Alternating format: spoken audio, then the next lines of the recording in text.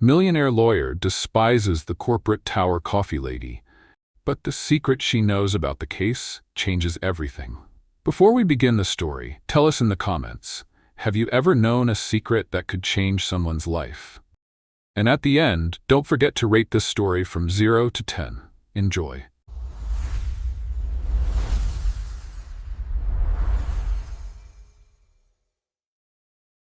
Alistair Cromwell believed in the elegant, irrefutable mathematics of the law.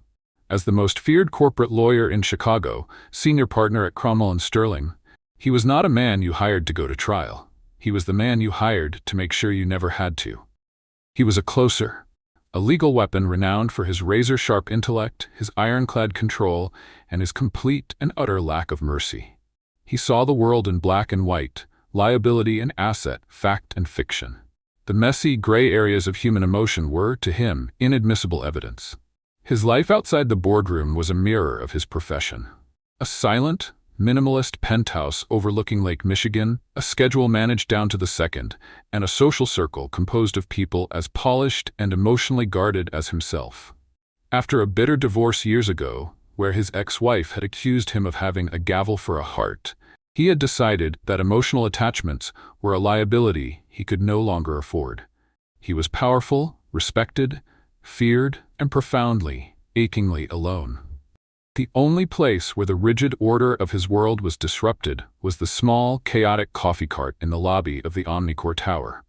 And the source of that disruption was Sophia Rossi. Sophia was the unofficial heart of the corporate skyscraper. At 32, she ran the small cart with a warmth and efficiency that defied its cramped space. She knew every executive's pre-meeting coffee order, every analyst's favorite pastry, and every security guard's personal story. She was a quiet observer, a keeper of secrets, the one person who saw the human beings behind the expensive suits. She moved through the cold marble halls with a quiet grace, her presence a small, steady flame in the cavernous building. Alistair despised everything she represented.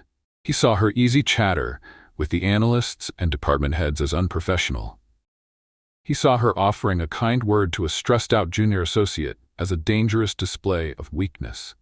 He saw her very existence as a messy, emotional variable in his perfectly controlled equation.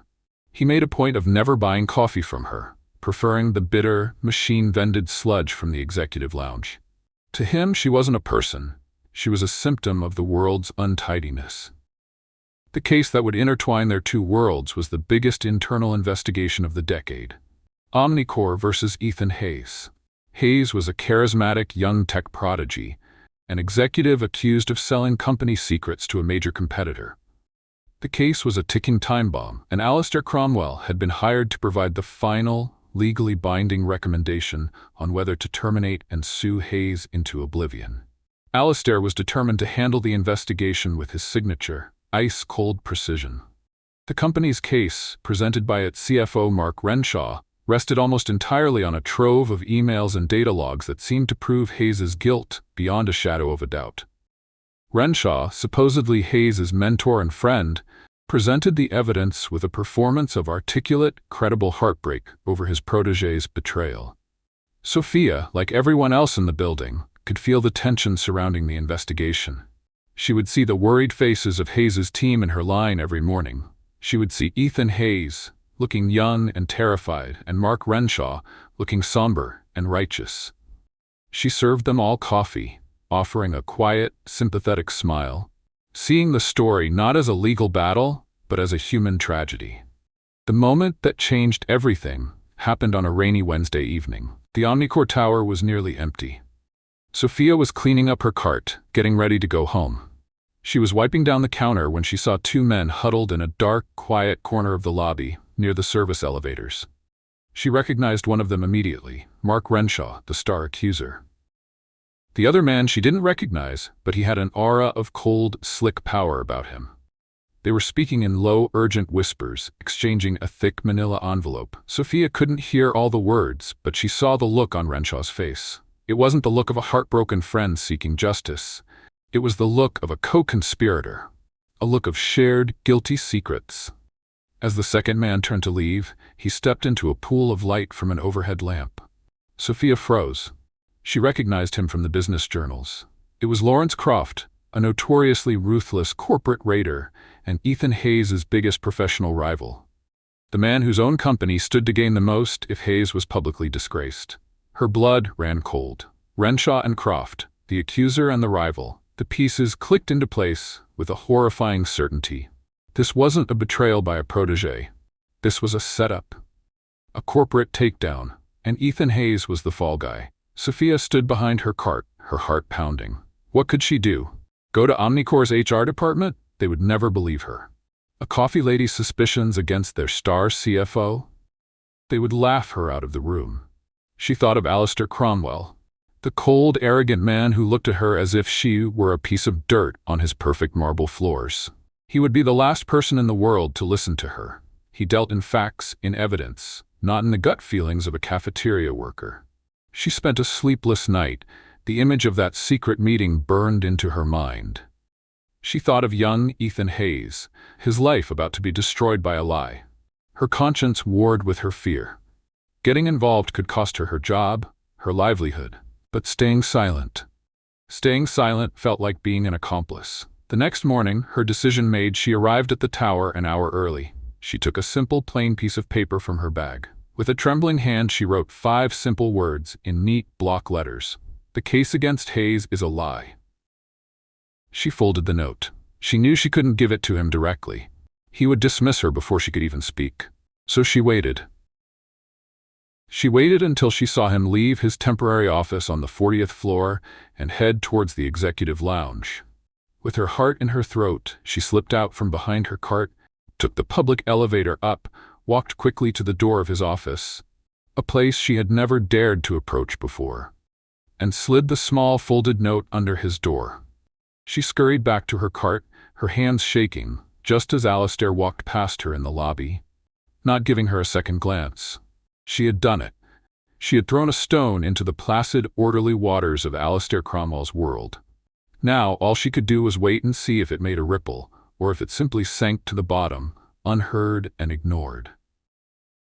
Alistair found the note on the floor when he returned to his office. He picked it up, his brow furrowed in annoyance. He assumed it was from a desperate employee loyal to Hayes. He almost threw it away without reading it. But some flicker of curiosity, made him unfold the small piece of paper. The case against Hayes is a lie. He stared at the 5 words. The handwriting was simple, almost childishly neat. There was no signature, no threat, no plea, just a quiet, unsettling statement. His first reaction was to dismiss it. It was a prank, a pathetic attempt to plant a seed of doubt. The evidence against Hayes was overwhelming.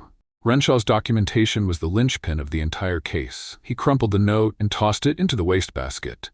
He had a final report to write. He didn't have time for anonymous games. But the words wouldn't leave him. During a final review meeting that day, he found himself watching Mark Renshaw more closely. He watched the man present his findings to the board, his presentation smooth, polished, and full of just the right amount of rehearsed gravitas. He recounted the details of Hayes' alleged betrayal with somber, convincing authority. He looked the board members in the eye. He was, by all accounts, the perfect accuser. But Alistair, now armed with a sliver of doubt, started to notice the cracks. He saw the way Renshaw's eyes would flick, just for a fraction of a second, towards his lawyer before answering a difficult question. He saw the slight, almost imperceptible tremor in his hand when Alistair presented a data log he hadn't been expecting. They were tiny details, things he would have dismissed as nervousness before. But now, they looked like something else. They looked like lies. That evening, after the meeting had adjourned, Alistair did something he hadn't done in years. He retrieved the crumpled note from his wastebasket. He smoothed it out on his desk and stared at it for a long time. His logical mind was at war with his gut. The facts were all on Renshaw's side. But the note and the cracks he had seen in Renshaw's perfect facade had planted a seed of professional unease that was rapidly growing into a tree of suspicion. He couldn't act on a hunch. He was a lawyer. He needed proof. But who could have sent the note, and what did they know that he didn't? His gaze drifted towards the door of his office, towards the hallway, towards the small coffee cart that was the one part of this building he always tried to ignore. He thought of the woman who ran it, the quiet, observant woman who saw everything. The idea was absurd. It was illogical. It was a chaotic variable he couldn't possibly entertain.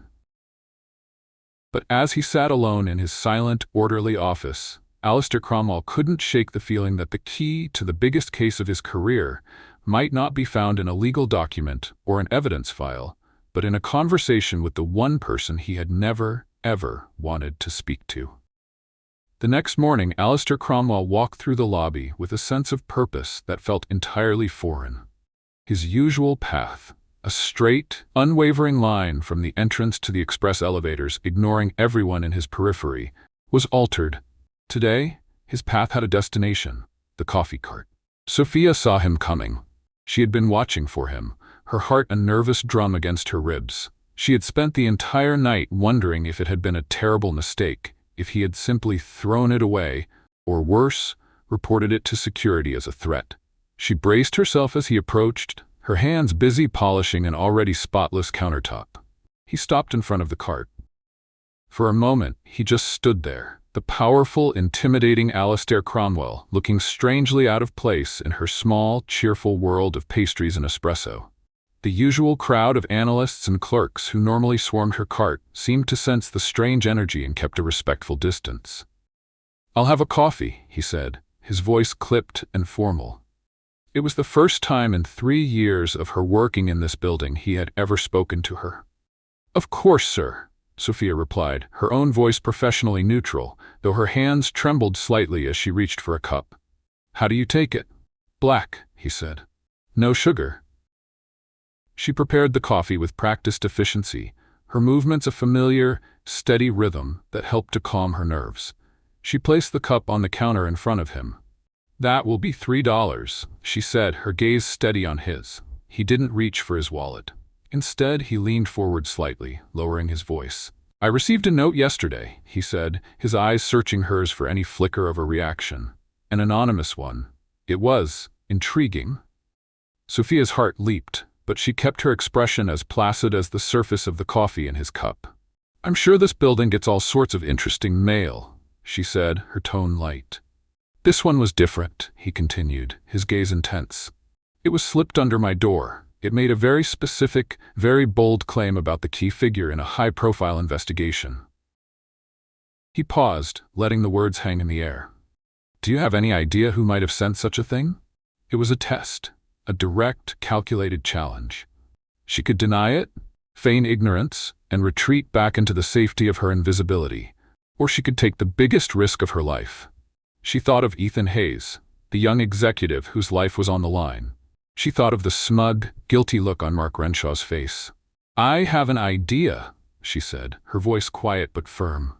"I think it was sent by someone who believes that the truth isn't just about what's written in evidence files. It's about seeing what's hidden in the shadows." Alistair didn't react, but she saw a flicker of something in his eyes. Not belief, not yet, but a grudging respect for her courage. He was a man who understood strategy, and she had just met his opening move with a bold counter of her own. "The shadows can be misleading," he said, his voice still a low murmur.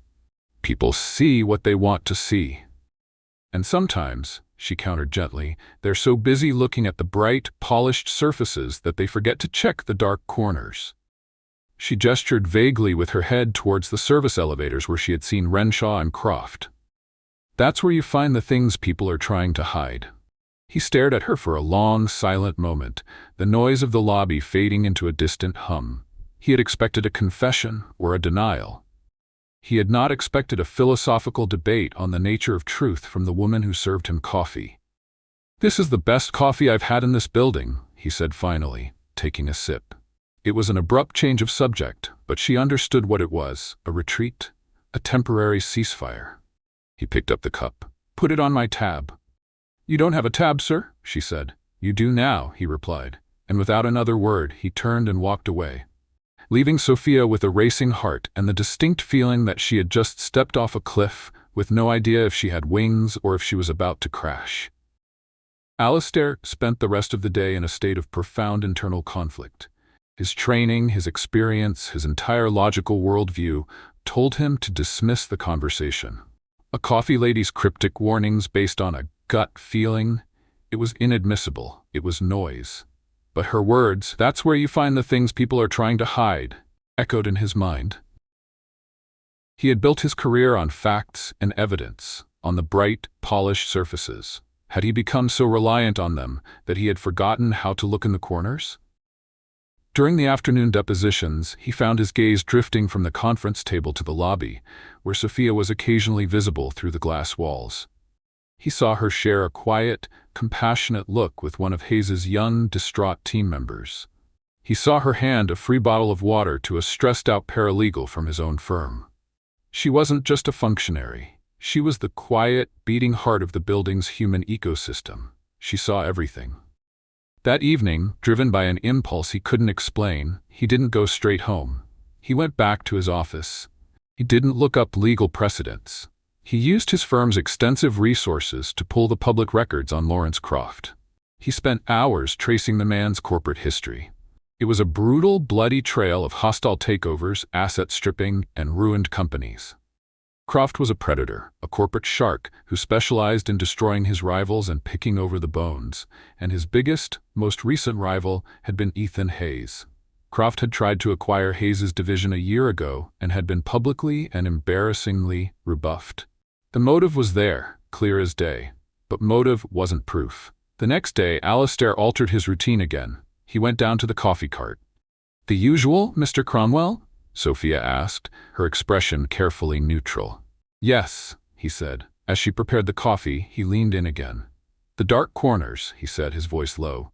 "You mentioned them yesterday. That was not a random observation." Sophia met his gaze, her own eyes serious. "No," she said, "it wasn't. Tell me what you saw." She took a deep breath. "I saw Mark Renshaw 2 nights ago. In the corner by the service elevators. He was with another man. They were exchanging an envelope." Alistair's blood ran cold. "Who was the other man?" "Lawrence Croft," she said simply. The name hit him with the force of a physical blow. It was the missing piece, the link between the motive and the opportunity. "Are you certain?" "I know what I saw," she said. "I also know what I heard. Not much, but enough. They spoke of sealing the deal and the fall of the boy Wonder." He stared at her, his mind racing. This changed everything. If Renshaw, the company's chief accuser, was secretly colluding with the accused's biggest rival, then the entire case was built on a foundation of lies. It was a conspiracy. "Why didn't you go to the company's security with this?" he asked, his voice a harsh whisper. Sophia gave a small, bitter laugh. "And say what?" "Excuse me, head of security. I'm the lady who serves your coffee, and I think your CFO is a liar. They would have had me escorted out of the building. They needed a credible source, and I'm just the help." She looked him straight in the eye. "You were the only one who might, just maybe, be willing to listen to an anonymous note, because you're the only one who has the power to look in the dark corners without needing anyone's permission." Her words were a perfect, devastating indictment of the very system he represented. She hadn't come to him because she trusted him. She had come to him because she had no other choice. "There are no security cameras in that corner of the lobby," he said, thinking out loud. "The feed is blocked by that large pillar." "I know," she said. "It's the perfect blind spot, a place for secrets." He took his coffee, his mind a whirlwind. "Thank you, Sophia," he said, and this time he used her name. It felt significant, a crossing of a line. "Be careful, Mr. Cromwell," she said, her voice full of a genuine concern that surprised him. "These are dangerous men. They don't play by the rules." "Neither do I," he said, a cold new resolve in his eyes, "when the rules are being used to hide a crime." For the rest of the week, Alistair became a different kind of lawyer. During his final review sessions with Renshaw, he was a hawk. He used his mandate from the board to demand access to everything.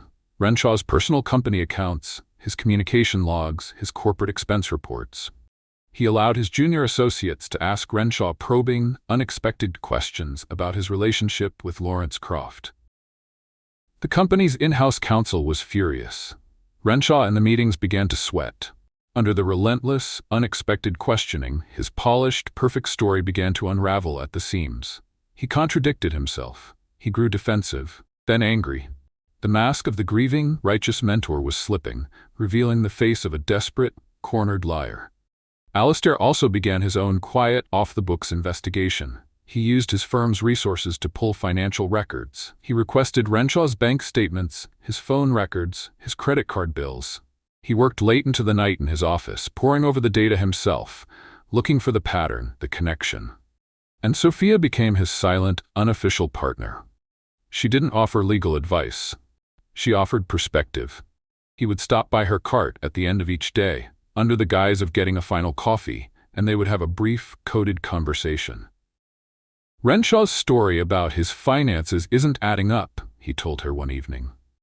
He claims he's been struggling, but there's a new, untraceable source of income in his accounts for the past 6 months. People who are hiding money don't usually put it in a savings account, Sophia observed, wiping down the espresso machine. They put it into things that look like expenses: art, antique furniture, expensive hobbies. The next day, Alistair had his firm's investigators check the records from every high-end art gallery and auction house in the city. And there it was. Mark Renshaw, a man on a CFO's salary, had purchased a $2 million painting 2 months ago, paying in cash through a shell corporation. A shell corporation that, with a little more digging, Alistair traced back to a holding company owned by Lawrence Croft. It was the smoking gun, the irrefutable proof. He felt a surge of triumph, but it was quickly followed by a cold, chilling thought. He had the proof, but what was he going to do with it? As the company's outside counsel, he couldn't just present this to the board without a rock-solid foundation. They had hired him to validate Renshaw's case, not to blow it up and expose a conspiracy involving their own CFO.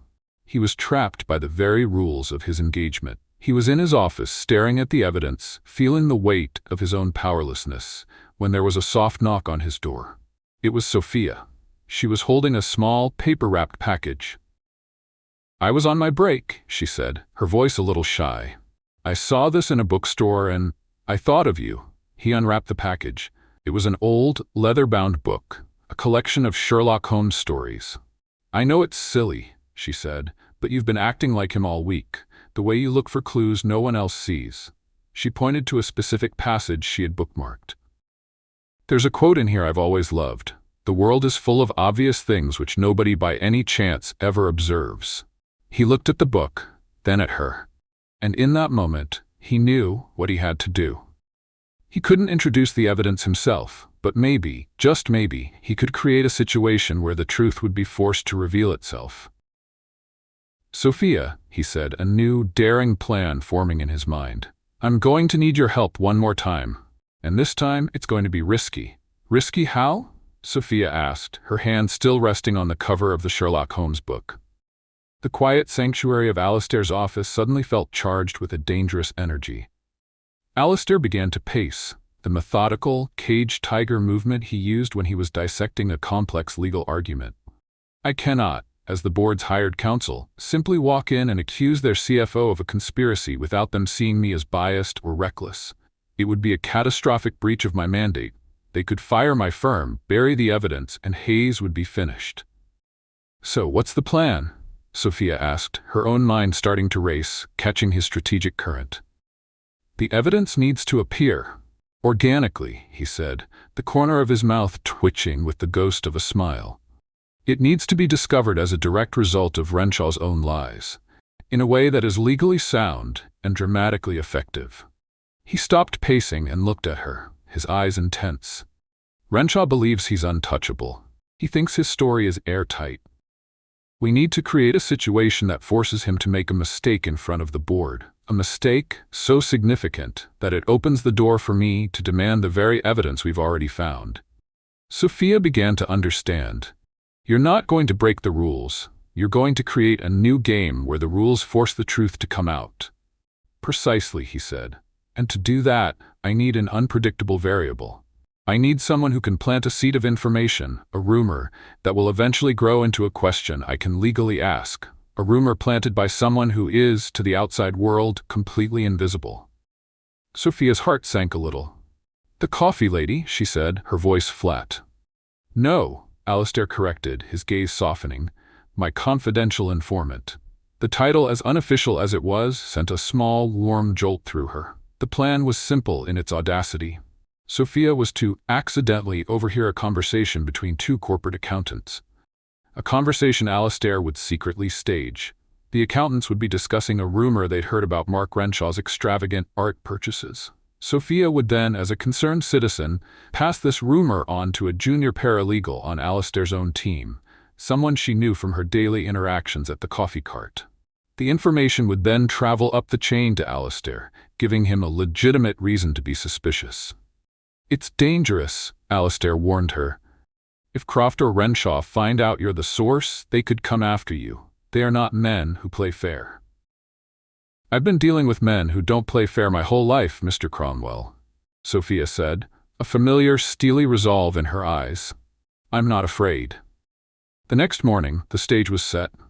Alastair had a quiet word with two of his most trusted, long-serving paralegals from his firm, a man and a woman in their late 50s whose loyalty was absolute. He didn't tell them the whole truth, just that he needed them to have a specific, loud conversation near the coffee cart at exactly 10:15 a.m. Sophia waited, her nerves on edge. She served coffee, she made change, she chatted with the regulars, all while her ears were straining for the trigger. At 10:14, she saw the two paralegals approach, looking self-consciously theatrical.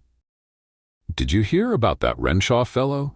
the male paralegal said, his voice a little too loud. "What about him?" the female paralegal replied, taking the bait. "My cousin, who works at the Harrison Gallery, said he was in there last month. Dropped $2 million on a painting, cash."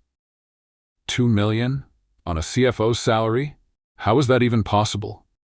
The conversation continued for another minute, a perfectly scripted piece of corporate gossip. Sophia pretended to be engrossed in cleaning the espresso machine, but she caught the eye of a young, ambitious associate from Alastair's firm, a man named David, who was clearly eavesdropping. When the paralegals walked away, David came up to the cart, his eyes wide. "Did you hear that?" he whispered to Sophia. "Hear what?" Sophia asked, her face a mask of innocence. "About Renshaw, the painting." "Oh, that sounded like gossip to me," Sophia said with a shrug. "Rich people do crazy things, I guess." She then leaned in, as if sharing a secret. "But you know, it is funny. I saw him myself a few weeks ago, leaving that fancy auction house on Fifth Avenue. He looked awfully pleased with himself. It was a lie, a small, brilliant improvisation, but it was the detail that made the story feel real." David's eyes lit up. He quickly paid for his coffee and scurried away, heading straight for the elevators that led to Alastair's temporary offices. Sophia let out a breath she didn't realize she had been holding. The stone had been thrown. Now they had to wait for the ripples. The final board meeting was that afternoon. The atmosphere in the room was tense.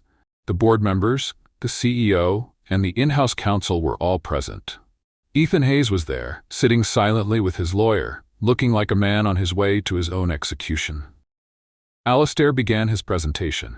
He was calm, methodical, laying out the case that Renshaw had built against Hayes. For 20 minutes he was the perfect, cold-hearted lawyer everyone expected him to be. He presented the emails, the data logs, the financial transfers. On the surface, Alastair concluded, his eyes sweeping across the faces in the room, the case is compelling. However, a small but significant inconsistency has come to my attention that I am legally obligated to address before rendering my final opinion. The room grew silent. "Mr. Renshaw," Alastair said, turning to the CFO, "you've based a large part of your case on the financial distress you claim Mr. Hayes was under, which you suggest was his motive. But your own financial situation has been a matter of some discussion, has it not?" Renshaw looked confused. "I'm not sure I follow." "It has come to my attention via a junior associate," Alastair said, his voice carefully neutral, "that there are rumors you recently made a rather significant purchase, a piece of fine art." The CEO shot a sharp look at Renshaw. "Is this relevant, Alastair?" "It is," Alastair said, "if Mr. Renshaw's finances suggest an undeclared source of income. Mr. Renshaw, I'll ask you directly, did you recently purchase a $2 million painting?" Renshaw went pale. "That's an absurd accusation. My finances are a private matter, and no, I did not." It was the lie Alastair was waiting for. "Interesting," Alastair said, his voice dropping to a dangerous, quiet tone. He clicked a button on his remote, and the large screen behind him, which had been showing financial charts, now showed a high-resolution image of a bank transfer record. "Because the records from the Harrison Gallery, which my firm acquired this morning, say otherwise," They show a $2 million purchase by a shell corporation. A shell corporation which, as you can see from this next slide, is owned by a holding company, which is, in turn, owned by Lawrence Croft. The name landed in the room like a grenade. Mark Renshaw looked from the screen to the furious face of the CEO, and finally to the cold, unwavering gaze of Alistair Cromwell. He was trapped. He saw the abyss opening up in front of him, not just losing his job, but charges of conspiracy, fraud, obstruction of justice, a lifetime in prison. He started to tremble, a visible, uncontrollable shaking. "The case against Hayes is a fabrication, isn't it, Mark?" Alistair said, his voice a low, commanding thunder. "Croft paid you to frame him. The board is waiting for the truth." And then Mark Renshaw broke. "It wasn't supposed to be like this," he sobbed, his face crumbling. "Croft, he said it was a simple plan. He just wanted Hayes out of the way before the merger. He paid me. He paid me to change the emails, to create the false documents." The boardroom erupted into chaos. The CEO stood, his face a mask of horror. Ethan Hayes, at the defendant's table, put his head in his hands, tears of relief streaming down his face. Alistair stood silently amidst the beautiful, perfect chaos he had unleashed. Their plan, their risky, ethically ambiguous, brilliant plan, had worked. The truth, the real truth, was finally out. Amidst the chaos, his eyes found Sophia. She was standing at the back of the room, having brought in a tray of water at his earlier request, pretending to be working. She gave him the slightest, almost imperceptible nod. He nodded back. Their plan had worked, perfectly. But their victory was short-lived. That night, as Sophia was walking home, she felt it, the unnerving sensation of being watched. A dark sedan was cruising slowly down the street beside her. It slowed as it passed her, and for a moment, she saw the face of the man in the passenger seat. Lawrence Croft. He didn't say anything. He just looked at her, his eyes cold and full of a silent, chilling menace. Then the car sped up and disappeared around the corner. Sophia ran the rest of the way home, her breath coming in ragged gasps. They knew. Croft and Renshaw, they had figured out she was the source. Her brief, shared glance with Alistair in the boardroom, someone must have seen it. Someone must have told them. Her phone rang, the sound making her jump. It was Alistair. "Sophia, are you all right?" he asked, his voice tight with a concern that was now deeply personal. "My sources tell me Croft has been making inquiries about you, about the coffee lady who's suddenly so friendly with the hired counsel. He found me," she whispered, her voice trembling. "He drove by my apartment. He saw me." There was a silence on the other end of the line, and then his voice came back, changed. The calm, strategic lawyer was gone. In his place was a man filled with a cold, protective fury. "Stay inside. Lock your doors. Don't talk to anyone," he commanded. "I'm sending a car for you. You're not staying there tonight. You're coming to my place. I'll be there in 20 minutes. "Alistair, you don't have to." "This is not a request, Sophia," he said, his voice a low, unwavering promise. "They came after you because of me. I am not going to let anything happen to you." He hung up before she could argue. As she stood in her small, familiar living room, a new, terrifying reality began to sink in. This was no longer just a legal game. She had helped Alistair Cromwell bend the rules to serve justice. And in doing so, she had made herself the target of very powerful, very dangerous men. The dark corners she had told him about, she was in one now. And she wasn't sure if either of them knew the way out. The 20-minute drive to Alistair's penthouse felt like an eternity. Sophia sat in the back of the armored town car he had sent, staring out at the blurred city lights, her mind racing. What had she gotten herself into? She was a coffee lady, a quiet observer. She wasn't a spy, a player in some high-stakes game of corporate espionage. When the car pulled into the secure underground garage of his building, Alistair was already there, waiting for her. The moment she stepped out of the car, he was at her side, his hand protectively on her back, guiding her towards the private elevator. He didn't say a word until they were inside his apartment, the heavy door locked securely behind them. "Are you okay?" he asked, his eyes scanning her face for any sign of fear. "I'm fine," she said, though her voice was a little shaky. "Just spooked." "You have every right to be," he said, his voice grim. He led her to the vast living room, the floor-to-ceiling windows offering a breathtaking, glittering view of the city. He poured her a glass of water, his hands surprisingly steady. They won't get to you here, he said. I have the best security in the city. You're safe. She sank into the plush white sofa, the sheer luxury of the space a stark, surreal contrast to the danger she felt. For how long? She asked. I can't just live here. Until this is over, he said firmly. Until Renshaw and Croft are held accountable. He began to pace again, the caged tiger back in motion. They made a mistake. They underestimated you. And now they've threatened you. They've made it personal. And that is a mistake they will live to regret. She watched him, at the cold fury in his eyes, at the protective energy radiating from him. He wasn't just a lawyer anymore. He was a man defending someone he cared about. The realization sent a warm, confusing flutter through her. What do we do now? She asked. Now, he said, stopping in front of her, we finish it. The evidence I presented to the board is just the tip of the iceberg. I need to build a criminal case now, one that the DA's office can't ignore. But to do that, I need to find the story in the data. I need your help, Sophia, not as an informant, as a partner. It was a profound shift. He was no longer asking her to be his eyes and ears on the ground. He was inviting her to sit at the strategy table, to be his equal in the fight. Okay, she said, her fear slowly being replaced by a familiar, steely resolve. Where do we start? For the rest of the night, and all through the next day, they worked. Alistair's vast dining room table was transformed into a command center, covered with bank statements, legal documents, and corporate filings. They worked side by side, a strange and powerful team. He, with his encyclopedic knowledge of the law and his relentless, logical mind. She, with her intuitive ability to find the human story, the human error, hidden in the mountain of data. It was in the early hours of the morning, fueled by coffee and a shared sense of purpose, that she found it. A series of small, seemingly insignificant payments from one of Croft's shell corporations to a high-end interior design firm. This is weird, she said, pointing to the statements. Why would a holding company be paying for a home renovation? Maybe one of Croft's executives is redecorating, Alistair said with a shrug. No, Sophia said, her instincts humming. Look at the dates. The payments correspond exactly to the timeline of that other failed hostile takeover Croft attempted last year. She started typing furiously on her laptop, cross-referencing public records. A few minutes later, she gasped. What is it?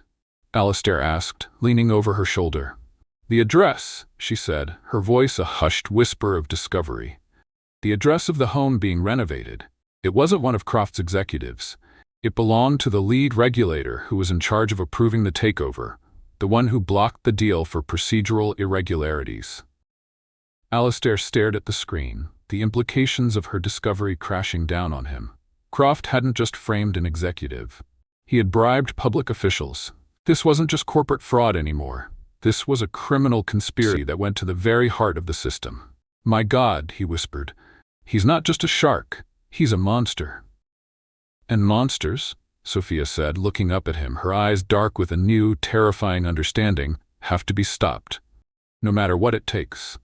The discovery of the regulator's bribe changed the air in the penthouse. The quiet, professional hum of their investigation was replaced by a tense, electric silence.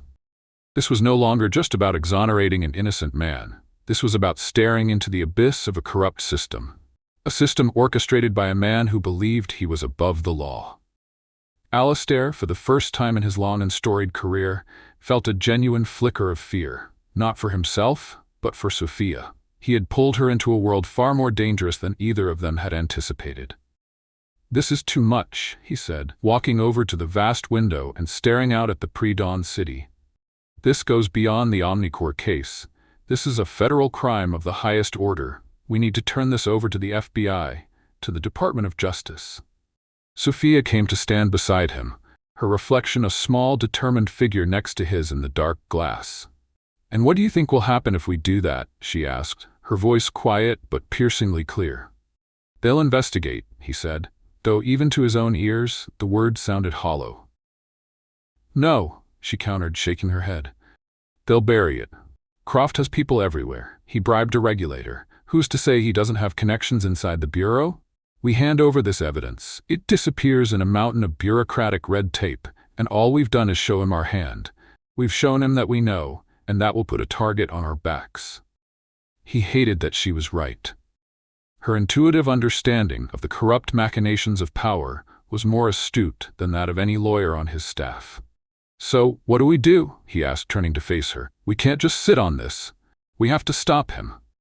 "We don't sit on it," she said, a familiar strategic fire lighting up her eyes. "We use it, but we use it our way. We use it like a scalpel, not a sledgehammer."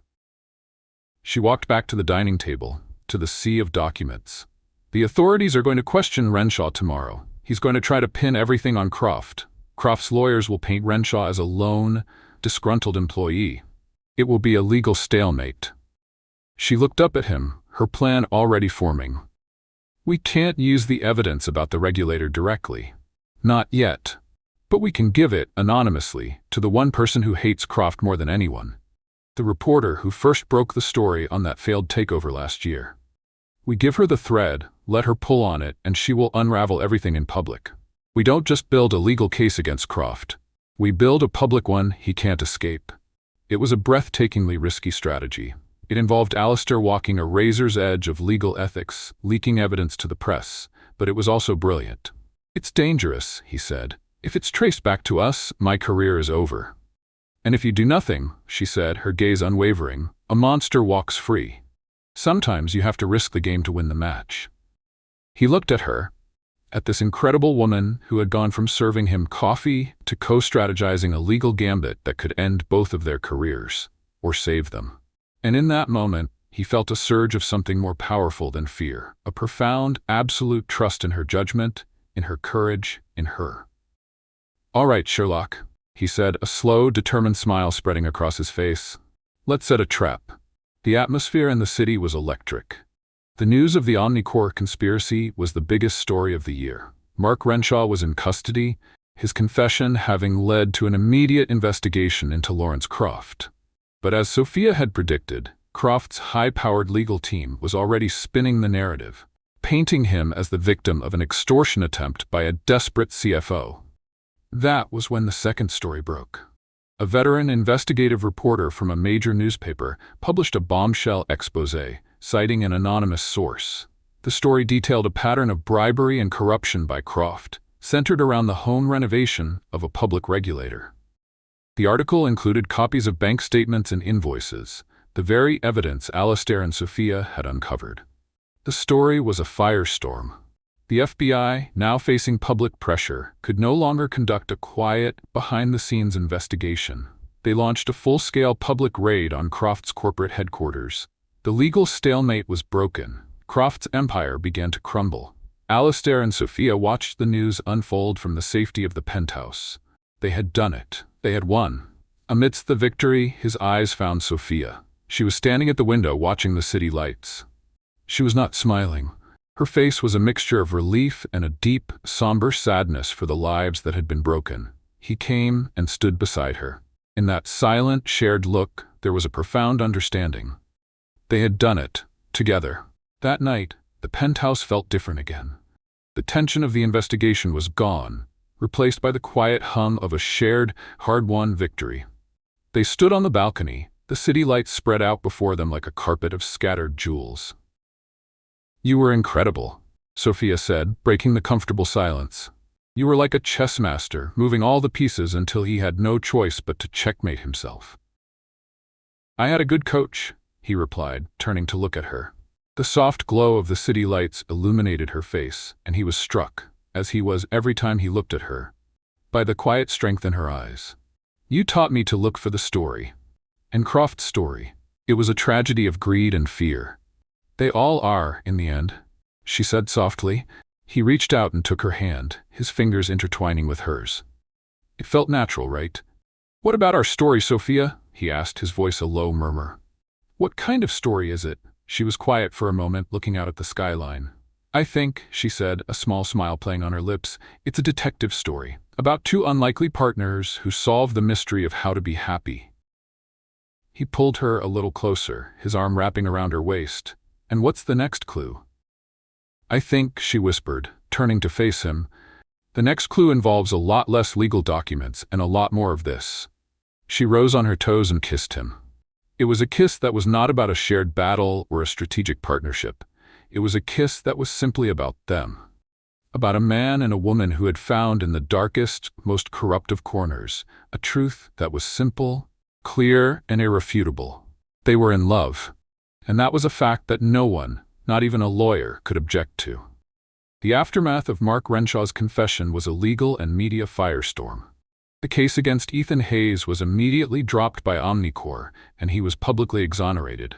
The young executive's reputation was not just restored but enhanced. He was no longer the accused traitor, he was the victim of a vast corporate conspiracy. The full force of the justice system then turned its attention to Lawrence Croft and Mark Renshaw. The evidence Alastair and Sophia had uncovered, now officially part of a federal investigation, was damning. Arrests were made, charges were filed, and the city's legal community braced for what was being called the trial of the century. But for Alastair and Sophia, the storm had passed. They had navigated the treacherous waters and reached a quiet shore. The penthouse, once a temporary safe house, began to feel like a real home. The dining table, once a war room covered in legal documents, was now a place where they shared quiet meals, talking not about conspiracies and trials, but about their day, their thoughts, their dreams. Their relationship, born in the shadows of a corporate tower and forged in the crucible of a shared fight for justice, now had to learn to exist in the light. It was a transition that was both wonderful and deeply terrifying. "So," Sophia said one morning, as they were having coffee on the balcony, watching the sun rise over the city, "what happens now? Do I go back to the coffee cart?" She was only half joking. Alastair looked at her, a serious expression on his face. "No," he said firmly. "You never have to go back to being invisible again, unless you want to." "I don't," she admitted, "but I don't know what comes next. My whole life has been about survival. I've never had the luxury of choosing." "Then let's choose together," he said. "The firm that represented Hayes, Carter & Associates, they were so impressed with your work that they've offered you a full-time position as a special investigator. A real job with a real salary using your real talents." Sophia was stunned. They offered me a job? "They practically begged," he said with a smile. "Ben Carter said he's never seen anyone with your kind of intuitive, human-centered investigative skill. He said you're a story detective." She was quiet for a long moment, the news sinking in. A real career. A chance to use her gifts not just to survive, but to thrive. To help people. It was everything she had ever dreamed of. "And what about you?" she asked, a new worry creeping into her voice. "What happens when the world finds out that the lead counsel in the Omnicorp case is in a relationship with the new special investigator for the Hayes defense team? The media will have a field day. They'll accuse you of a conflict of interest. It could damage your career." He reached across the small table and took her hand. "Sophia," he said, his voice a low, steady promise. "I spent 20 years building a perfect, unblemished career. A career built on cold logic and emotional distance. And I was miserable. You have taught me that a life lived without risk, without passion, without a willingness to fight for what's right, is not a life at all. Let them talk. My career is not the most important thing in my life anymore. You are." The sincerity in his eyes was so profound it stole her breath. She had spent her life being the strong one, the one who took care of others. To have someone, a man as powerful and as guarded as Alastair, be willing to put her first. It was a feeling so new, so overwhelming, she didn't know how to respond. So she just squeezed his hand and said, "Okay." Sophia accepted the job at Carter & Associates. Her first day was a whirlwind. She was given her own office, a computer, and a stack of case files. She was no longer serving coffee, she was building cases. And she was brilliant at it. She had a unique ability to see the human story in the driest of legal documents, to find the small inconsistencies, the emotional truths that other investigators, trained to look only for facts, often missed. Alastair watched her bloom with a quiet, profound pride. He saw the new confidence in her posture, the new fire of purpose in her eyes. She was finally in her element. Her brilliant mind finally given the space and the respect it deserved. Their relationship, now free from the shadows of the case, began to find its own easy rhythm. They were a study in contrasts. He was a man of quiet, orderly routines. She was a woman who thrived on spontaneity. He liked silent evenings with a book, She loved loud, chaotic dinners with her friends from the tower, a group of clerks and security guards she now invited to the penthouse, filling its silent spaces with laughter and salsa music. Alistair, to his own astonishment, found that he loved it. He loved the noise, he loved the chaos, he loved seeing his cold, minimalist home filled with the warmth of her world. He even started to enjoy the salsa music. But as their love deepened, so did the challenges of merging their two vastly different lives. The first real test came in the form of a simple piece of mail. It was an invitation to the annual Bar Association Gala, the most formal, most prestigious event in the city's legal calendar. "We have to go," Alistair said, placing the embossed invitation on the kitchen counter. "It's expected." Sophia looked at the invitation as if it were a court summons. "A gala? Alistair, I don't do galas. I don't own a ball gown. I don't know how to waltz. I'm going to trip over my own feet and spill a drink on a senior partner." "You'll be fine," he said, trying to be reassuring. "You're the most graceful person I know." "You've clearly never seen me try to navigate a crowded room in high heels," she retorted. "It's less graceful swan and more baby giraffe on ice." He laughed. "I'll be there with you. We'll be a team." The night of the gala, Sophia stood in front of the mirror in their bedroom, staring at her reflection. Alistair had insisted on buying her a dress, and she had, after much protest, relented. It was a beautiful deep blue gown, simple and elegant, that matched the color of her eyes. But as she looked at herself, she didn't feel beautiful. She felt like an imposter. This was his world, a world of inherited wealth and effortless elegance. What was she? A girl who grew up in a tiny apartment above a bakery, doing in the middle of it? "What's wrong?" Alistair asked, coming up behind her. He was in his tuxedo, looking impossibly handsome and completely at ease. "I don't belong here," she whispered, her voice choked with a sudden, overwhelming wave of insecurity. "They're all going to look at me, Alistair. They're going to see the coffee lady playing dress-up." He turned her around to face him, his hands gentle on her shoulders. "Sophia," he said, his eyes serious and full of a love that was a physical force. "Listen to me. When I look at you, I don't see a coffee lady. I see the woman who had the courage to slip a note under my door. I see the brilliant investigator who unraveled a conspiracy. I see the partner who stood by my side and taught me how to be a better man." He cupped her face in his hands. "You are the most extraordinary person in that ballroom tonight. And if anyone is too blind to see that, then that is their loss, not yours. You don't need to fit into my world. You've created a new one for both of us." His words were the anchor she needed. She took a deep breath, the last of her insecurities melting away under the warmth of his gaze. "Okay," she said, a small, confident smile returning to her face. "Let's go show them what a real story looks like." The gala was exactly as stuffy and formal as she had feared. But this time, it was different. With Alistair by her side, she felt not like an outsider, but like an observer. She watched the polite, calculated interactions with the detached curiosity of an anthropologist, seeing the hidden stories of ambition, of rivalry, of secret affairs, playing out behind the facade of polite smiles.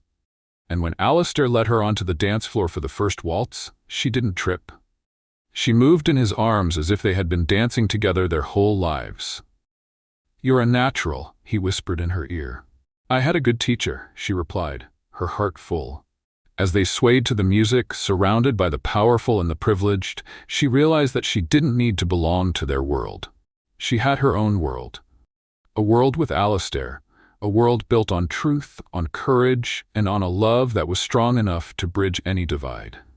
The trial of Lawrence Croft and Mark Renshaw began a month later. It was a media sensation, and Sophia found herself in the strange position of being a key witness. She took the stand, not as a nervous, invisible coffee lady, but as a confident, articulate investigator. She told her story, simply and honestly, of the secret meeting she had witnessed in the lobby. Croft's high-powered lawyers tried to discredit her, to paint her as an opportunist, as the lawyer's secret girlfriend, who had conspired with him. But her quiet, unshakable dignity was more powerful than any of their legal maneuvering. The jury believed her. They saw the truth in her eyes. The trial lasted for weeks, a grueling, exhausting process. But in the end, justice prevailed. Croft and Renshaw were both found guilty, their conspiracy exposed, their power broken. The day the verdict was announced, Sophia and Alastair were in the courtroom. As the word guilty echoed through the silent room, they didn't cheer. They just held hands. A quiet, shared moment of victory and relief. That evening, they didn't go out to a fancy restaurant to celebrate. They went back to Alastair's penthouse. Sophia cooked a simple, delicious meal of pasta and salad. They ate at the small table in the kitchen, not the vast, formal dining room. "It's finally, truly over," she said, a profound sense of peace settling over her. "Yes," he said, "the old stories are finished." He then reached into his pocket and pulled out a small velvet box. Sophia's heart stopped. "I know this is not a ballroom," he said, a nervous, beautiful smile on his face. "There is no orchestra, and our only witness is your slightly overwatered basil plant on the windowsill." He got down on one knee right there on the kitchen floor.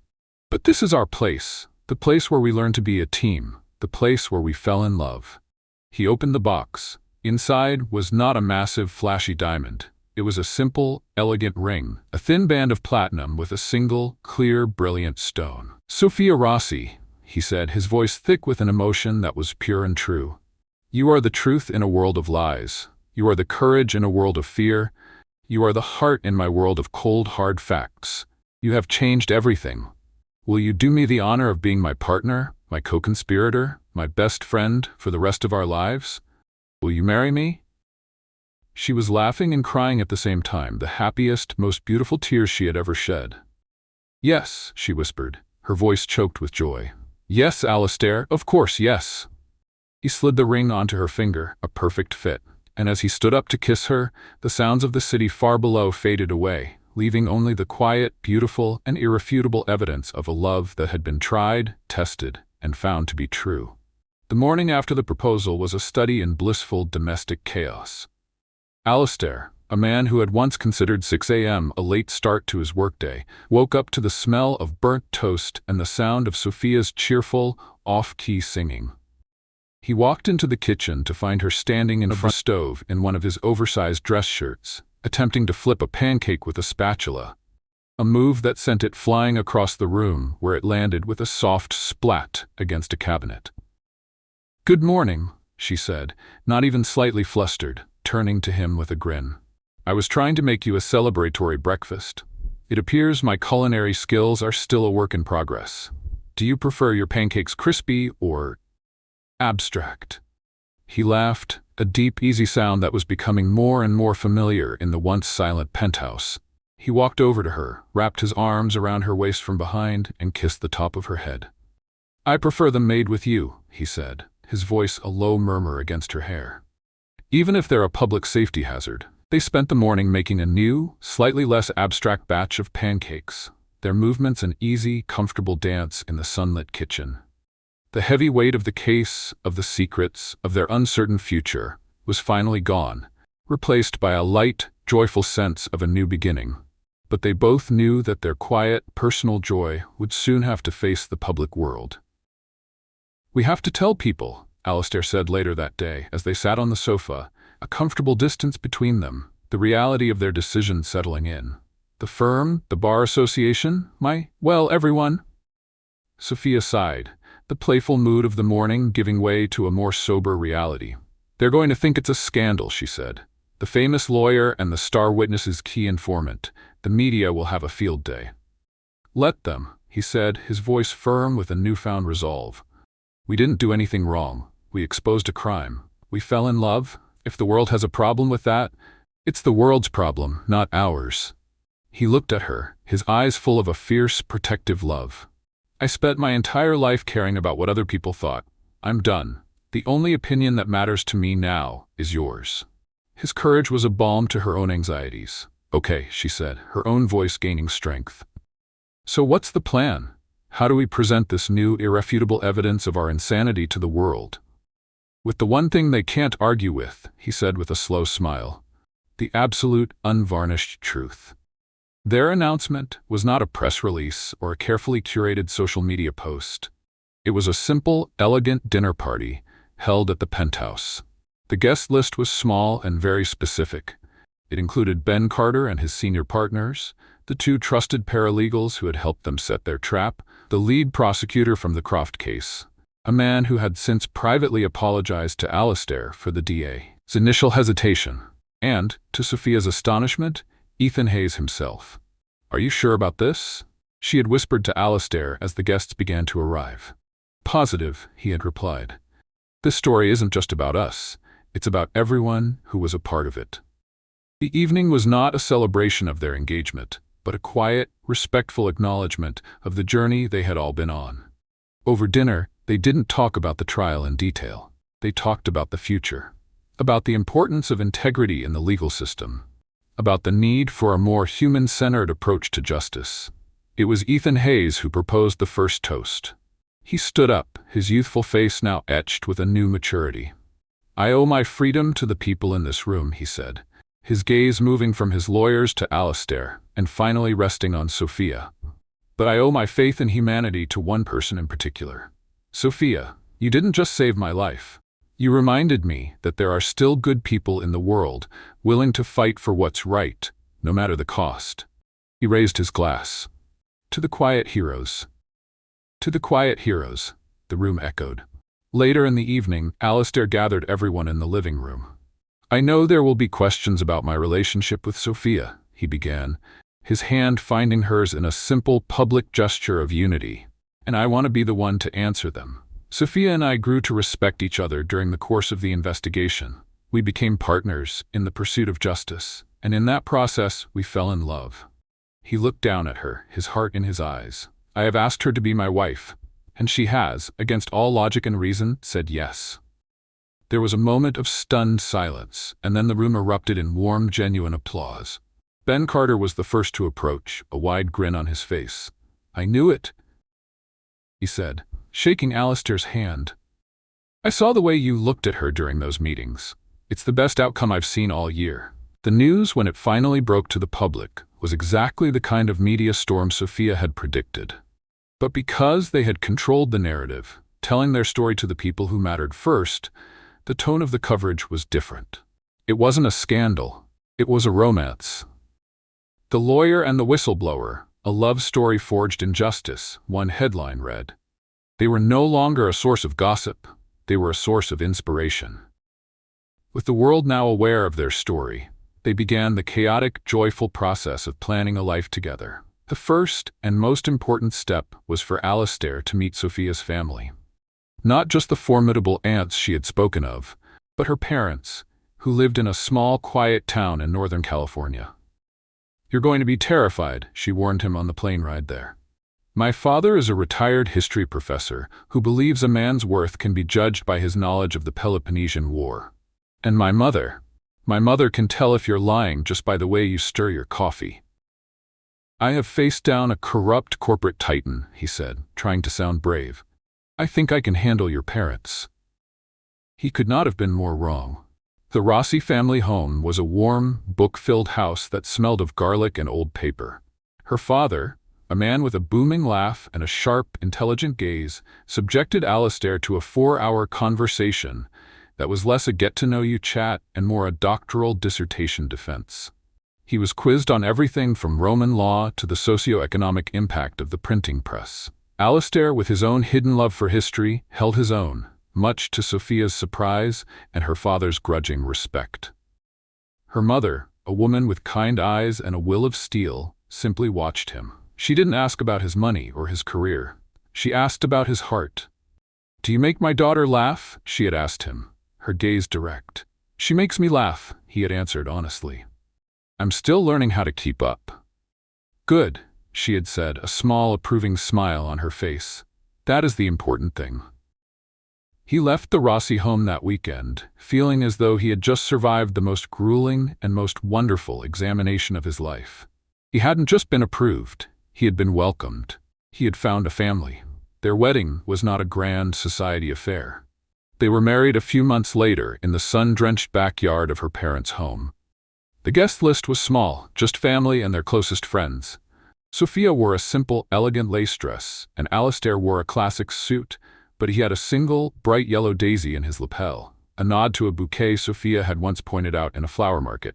They wrote their own vows, simple promises spoken under the shade of an old oak tree. "You are my truth," he told her. "The fact that grounds me, the story that gives my life meaning. You are my courage, she told him. The man who taught me that my voice matters and that love is the bravest act of all. Their life together settled into a beautiful, easy rhythm.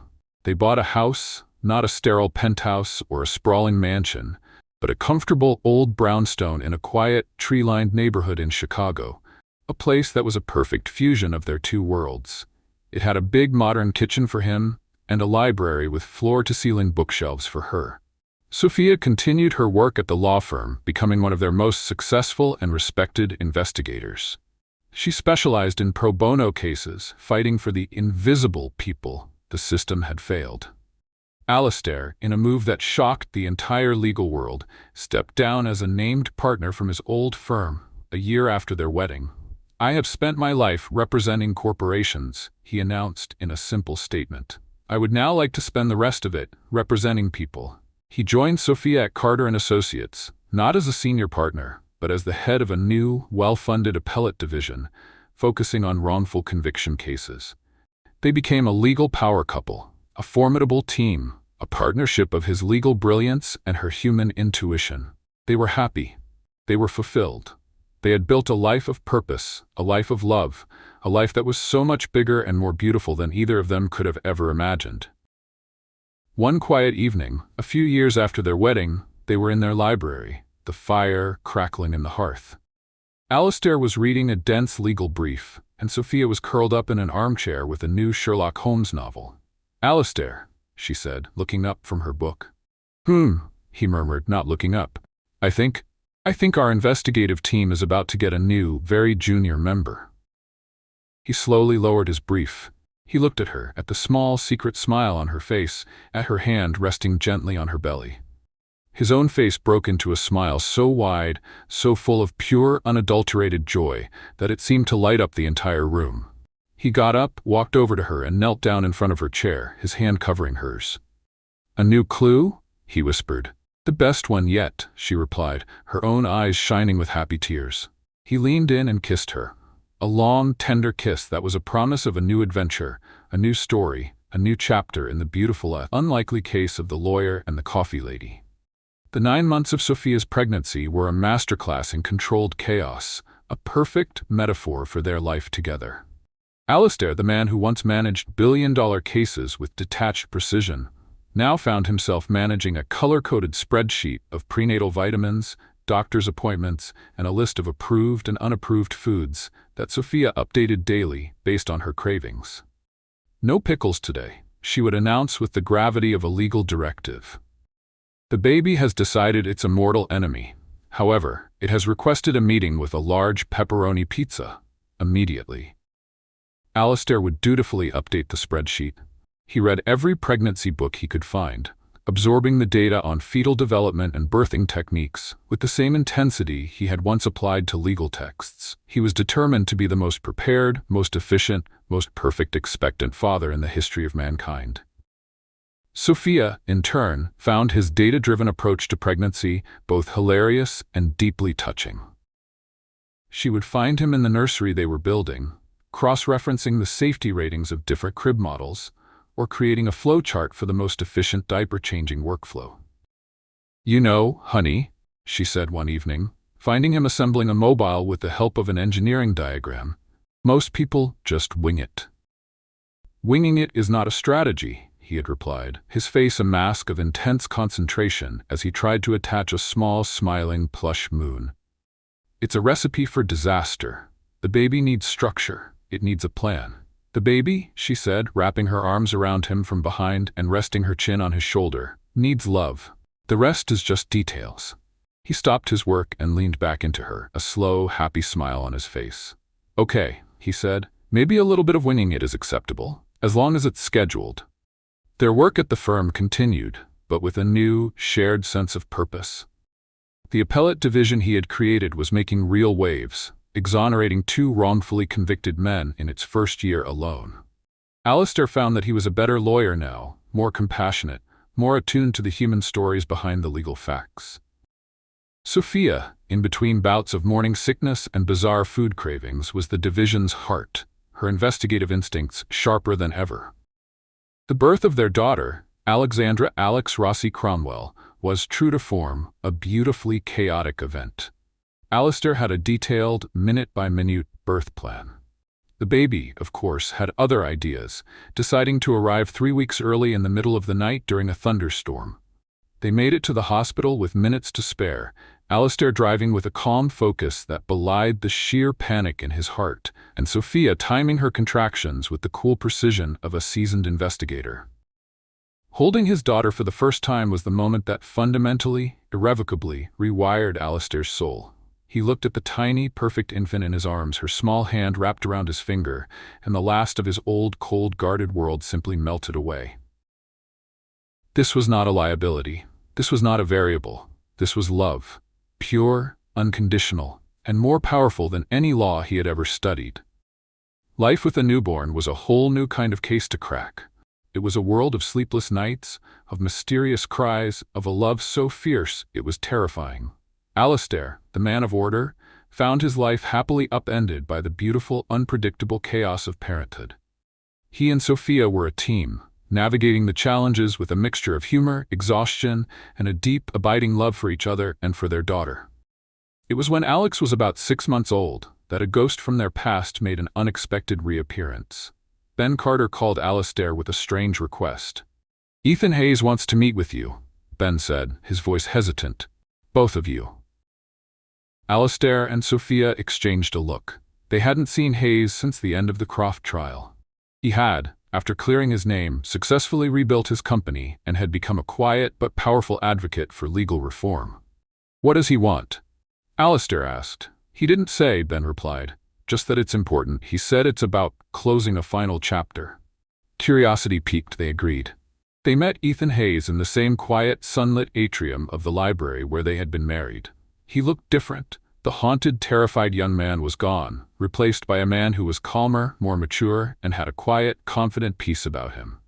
"Thank you for coming," he said, shaking both of their hands. "I know this is unexpected." "It's good to see you, Ethan," Sophia said warmly. "You look well." "I am," he said, "thanks to you." He then turned to Alistair. "Alistair, I never properly thanked you. You risked your career to ensure the truth came out. I will never forget that." "I was simply doing my job," Alistair said, though they both knew it was more than that. "That's why I'm here." Ethan continued, his expression turning serious. "During the process of rebuilding my company, my new legal team did a deep dive into all of Croft's old dealings. We found something that I think belongs to you." He slid a thin, leather-bound journal across the table. It was old, the cover worn, the pages yellowed with age. Sophia's breath caught in her throat. She recognized the handwriting on the spine. It was her mother's. Where did you get this?" she whispered. "It was in a box of old assets from a company Croft had acquired and dismantled years ago," Ethan explained. "A small independent publishing house. It seems your mother, in her younger years, was a writer, a poet. She had submitted this journal, a collection of her poems and stories, for consideration. The publishing house was about to offer her a contract when Croft bought them out and liquidated everything.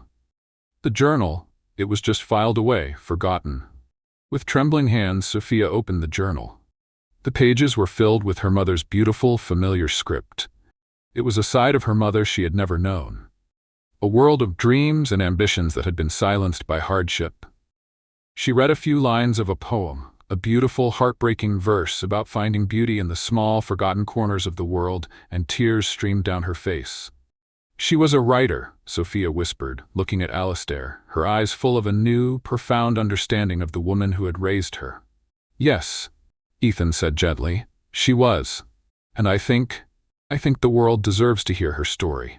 He slid another document across the table. It was a contract. "My company has recently launched a new philanthropic media division," he said. "We're funding and publishing the work of new and overlooked artists. I would like our first project to be the publication of your mother's journal. With you, of course, as the editor to write the introduction and tell her story." Sophia was speechless. It was a gift of such profound, personal significance. It was more valuable than any amount of money. It was the gift of a voice restored. A story, once lost, finally being told. I don't know what to say," she stammered. "Say yes," Alistair said softly, his own eyes misty as he squeezed her hand. The publication of The Gardener of Forgotten Things by Sophia's mother became a quiet literary sensation.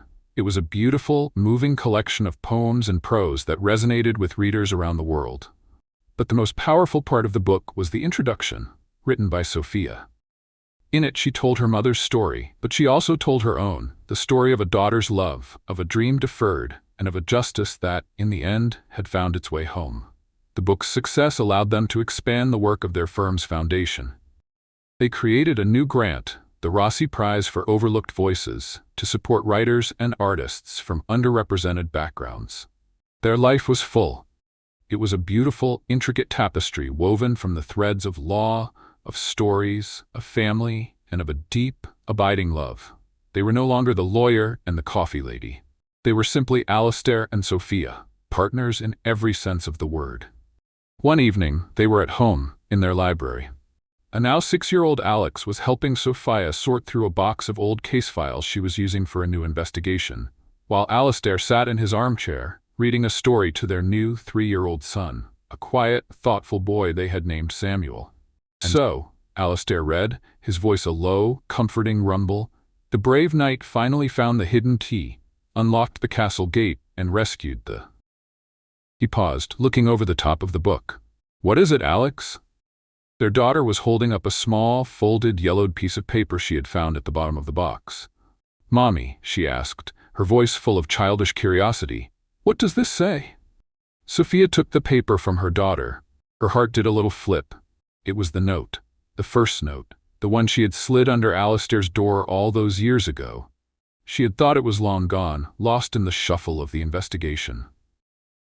"What is it?" Alistair asked, a slow smile spreading across his face as he recognized it. Sophia smiled back at him, a secret, shared look that held the entire history of their love story. "It's just an old note, sweetie," she said to her daughter. "It's a reminder." "A reminder of what?" Alex asked. Sophia looked at her husband, at her children, at the beautiful, chaotic, wonderful life they had built together. "It's a reminder," she said, her voice full of a love that was as steady and as true as the North Star, "that sometimes the smallest clue can lead you to the greatest treasure in the world." Years melted into a beautiful, seamless tapestry of a life well lived. The brownstone in Chicago became more than a house. It was a home, a sanctuary filled with the echoes of children's laughter, the scent of old books, and the constant, comforting hum of a family truly at peace. Alex grew into a young woman with her mother's fierce intelligence and her father's quiet, analytical mind. Samuel, their son, was a dreamer, a gentle soul with a love for stories and a surprising, innate understanding of the human heart. The firm, now known as Carter, Cromwell and Associates, became a bastion of hope in the city's legal landscape. It was a place where justice was not just a profession, but a mission. Alistair, no longer the cold, feared corporate closer, was a mentor, a respected elder statesman of the law who was known for his wisdom, his integrity, and his surprising dry wit. He had found a new kind of power, not in his billing rate, but in his ability to fight for those the system had forgotten. Sophia, in turn, became a quiet legend. She never sought the spotlight, but her work spoke for itself. She had a near-perfect record of solving impossible cases, of finding the truth in the most tangled of webs. She was the firm's secret weapon, its heart and its soul. She had found her calling, not in a grand public stage, but in the quiet, painstaking work of changing one life at a time. Their life was a beautiful balance. They were partners in every sense of the word. They would spend their evenings in the library, debating legal theory, discussing their children's latest adventures, or simply reading in a comfortable, contented silence.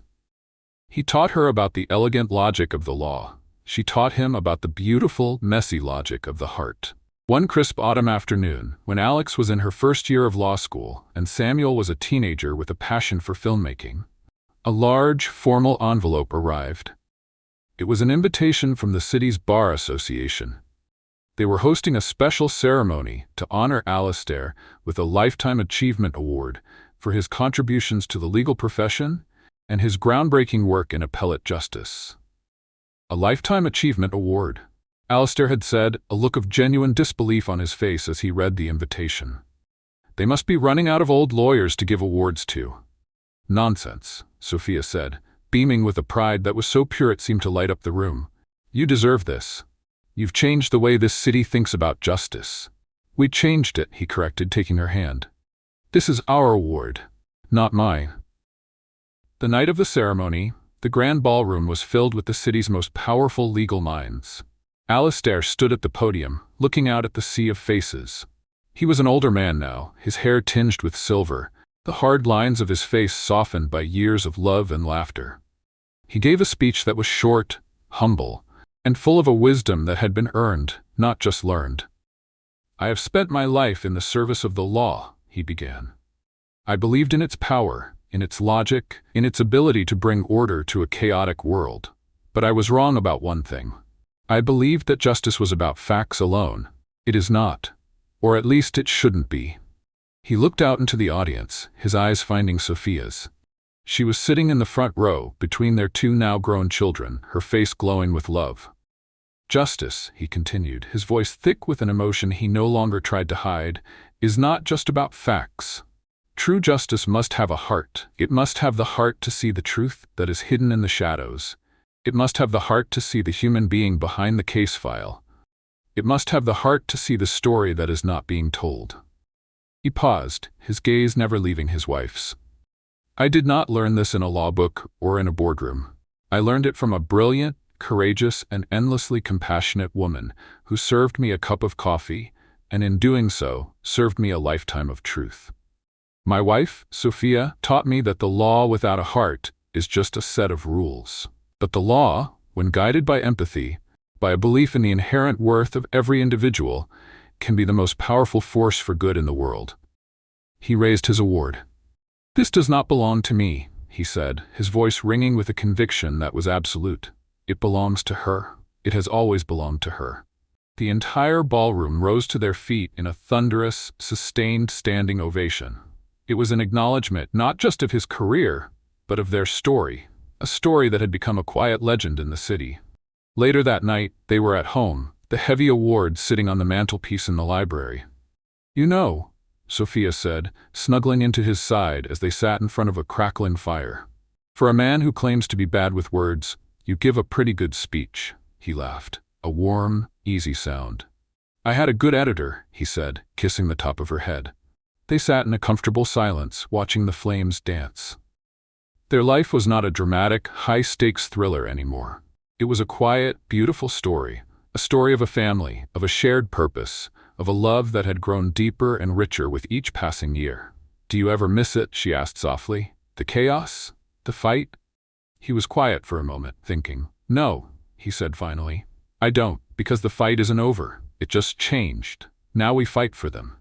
He gestured with his head towards the hallway, where the sounds of their children getting ready for bed could be heard. We fight for the world we want them to inherit. And that, he said, pulling her a little closer, is a much better fight. A few weeks later, Alastair was in his study when Sophia came in, holding a small, familiar, leather-bound book. It was the Sherlock Holmes collection she had given him all those years ago. Look what I found, she said, her eyes twinkling. It had been tucked away on a high shelf, forgotten in the happy clutter of their life. He took the book, its worn cover, feeling like an old friend. He opened it to the passage she had bookmarked, the one that had started it all. The world is full of obvious things which nobody by any chance ever observes. You know, he said, a slow, fond smile on his face. He was raw. Oh, she asked, raising an eyebrow. Yes, he said, closing the book and placing it on the desk. He stood up and pulled her into his arms.